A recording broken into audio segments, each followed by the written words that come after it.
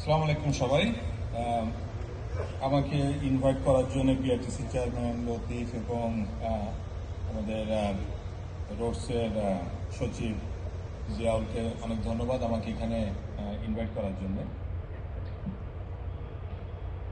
আমি বিআরটিসির সম্বন্ধে নতুন করে কিছু আর বলবো না, কারণ এখানে আমার আগে তো আরো অনেকেই বলে গেলেন বিআরটিসির সম্বন্ধে। তবে আমি একটা জিনিস বলতে চাই, সেটা হচ্ছে আমাদের এই ট্রান্সপোর্টেশন সেক্টরটা কিন্তু যথেষ্ট বিশৃঙ্খল অবস্থায়। আজকে আমাদের এই 54 বছর পরে আমাদের এই অবস্থা আমাদের থাকাটা উচিত ছিল না, আমাদের এই ট্রান্সপোর্টেশন সেক্টরটা। এটা খুবই একটা আনফর্চুনেট ব্যাপার। কিন্তু কথাটা হচ্ছে যে তার মানে এই না যে এইভাবে আমাদেরকে থাকতে হবে। We need to move forward.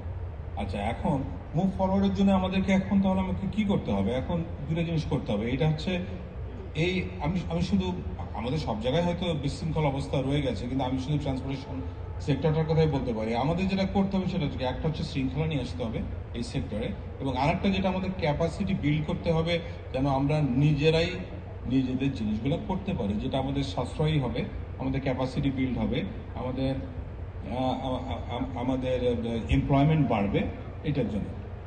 আচ্ছা, আমি এখান থেকে এটা বলার আগে আমাকে হয়তো অনেকে হয়তো আপনারা চেনেন না। আমি গত 40 বছর আমেরিকায় ছিলাম, এবং আমি ওখানে লস অ্যাঞ্জেলেস সহ অ্যাবাউট 82 সিটির আমি দায়িত্বে ছিলাম ট্রান্সপোর্টেশন ম্যানেজমেন্ট, অপারেশন, সেফটি এটার উপরে।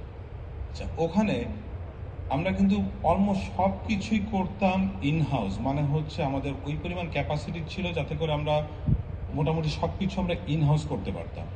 ওখানে আমাকে অনেকে অ্যাকিউজ করতো, কারণ আমি কেন কনসালটেন্ট নিয়ে আসি মাঝে মধ্যে। সবাই বলতো যে স্যার আমাদের তো এটা করার ক্যাপাসিটি আছে, কেন আপনি কনসালটেন্ট নিয়ে আসছেন?